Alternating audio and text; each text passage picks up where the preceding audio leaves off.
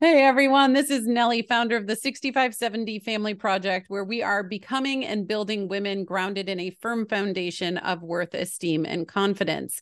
And so, question for you: have you ever heard of the term mind over matter? Probably have. I think the first time I heard it, I was maybe 6, 7 years old that I remember. And I think it's for most of us, or I think most of us have heard it, but it took me a lot more time to study and have life experiences in order to truly understand its power and truth. And I think an incredibly common way that we see this every single day is in text messaging today, right? Where's my phone? Right here. You get a text and it says a certain thing, but you're like, okay, so that's what the words say, but what does this underlying say? And that is so much more prevalent in our young women today. And it's not even just about the words. It's over, is it delivered? Is it read? Were you left unread, left undelivered? Was it unread? What is going on, right?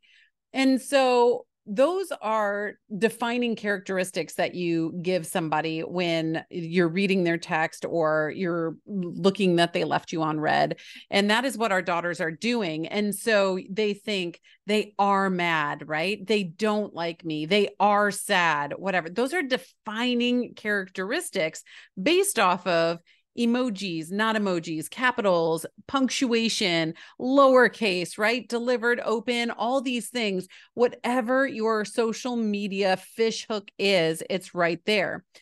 So here is the fact, and this is why the bedrock of this foundation of worth, esteem, and confidence is built out of these four things, which are biology, psychology, faith, and culture, because all of them are so important. But in biology, and talking about the biology side of this bedrock that the foundation is built off of here, we need to know that the brain works as a storyteller, right? Much like that Story Cube game. Did you ever have that? They used to come in this little box, and I don't know, it had maybe 3 to 5, maybe more cubes in it. And each one of them had a short phrase or a noun or an adjective or a verb or whatever on it. And you would roll them, and then you would come up with a story with those things. It's used in creative writing classrooms across the world, right? But here's the thing: you were only given very minute points of facts, right? And then we are trained to come up with stories in our brain. That's how we connect things. That's how the brain is physically wired. It's connections, right? And that's what we're doing in every day too. So if all of a sudden you have 3 die or 3 points of facts that say car, fast, building, or what have you, everybody can come up with a different story based off of that and how they connect them. So really helping our daughters separate what's real from not real goes against our brain nature here. And so that is why critical thinking is so, so, so essential, and why we have to stop numbing it and start helping to develop it today, which we've talked about in previous messages as well. Okay. So, perceived reality and reality run through the same parts of the brain. So that is a very tricky complex for us as parents raising young women today, where memories run through emotional centers too. So you're not just dealing with memories, and you're not just dealing with realities and perceived realities, you're dealing with the emotions that go with them as well. And they are in an under construction brain or time in their brain life right now during adolescence, and things can go sideways real quick. So I want to give you some just quick pointers here. Number one, calm. Things need to be calm. Her best shot at figuring things out and working toward critical thinking is going to be in a calm state. If she is aggravated, if she is super anxious, if she's scared and fear is running through her, then she's going to be working from the back of her brain, which is fight or flight, all or nothing, right? All of that, versus the front of her brain, which is the more critical thinking, very under construction part of her brain. But that's what we want to start building those literal connections between those neurons with, right? So first, stay calm. No critical thinking can be done in a panic. And this is why doctors and veterans have to learn how to separate themselves from situations in order to remain calm and stable in really high stress environments, right? Or I said veterans had to, right? And this came to life in our own lives back in 2010 in July. One of my daughters, one of my middle two, I have twins in the middle, she had a drowning accident in my in-laws pool.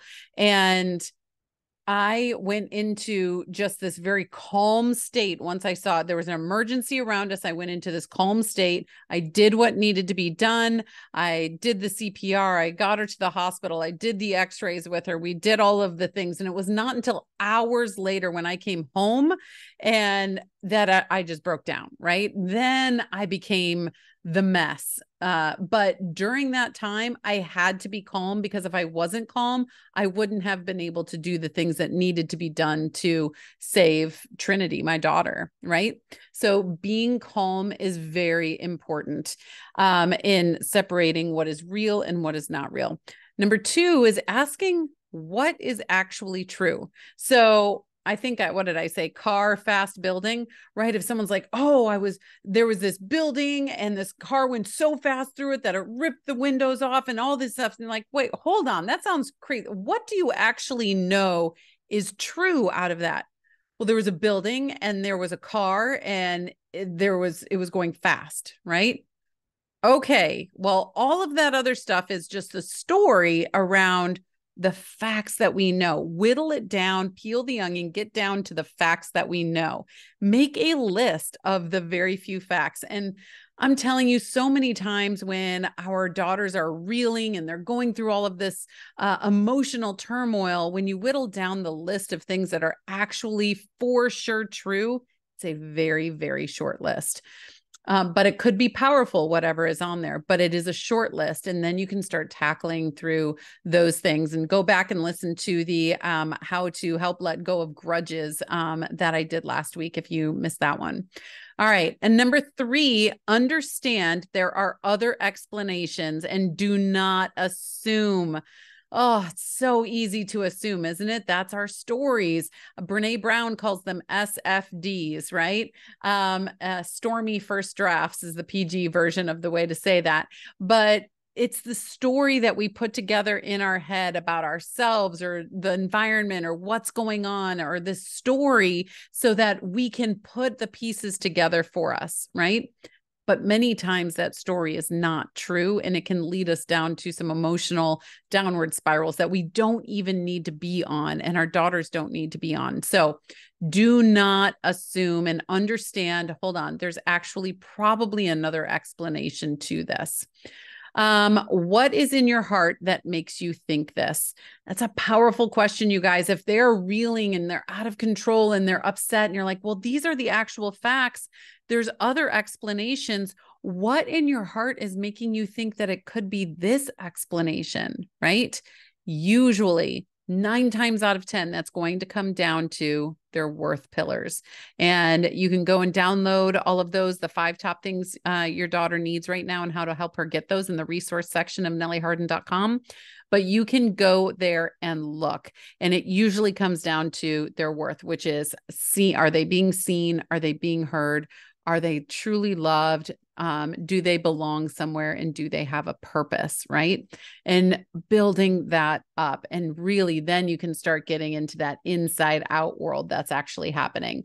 And number 5, reset wisdom. Philippians 4:8, I love it, says, finally, brothers and sisters, whatever is true, yes, whatever is noble, right, pure, lovely, admirable, praiseworthy, excellent, think about these things, right? And so the first one in there is true, separating out what is true from what is not true. Now, going through these, again, that is being calm, asking what's actually true, understanding there's other explanations, do not assume, asking, what's going on in your heart that you think that this is what it is, hun? And then resetting wisdom. And now that she can, or she's been through this, she can approach the situation with new, honest eyes. Okay.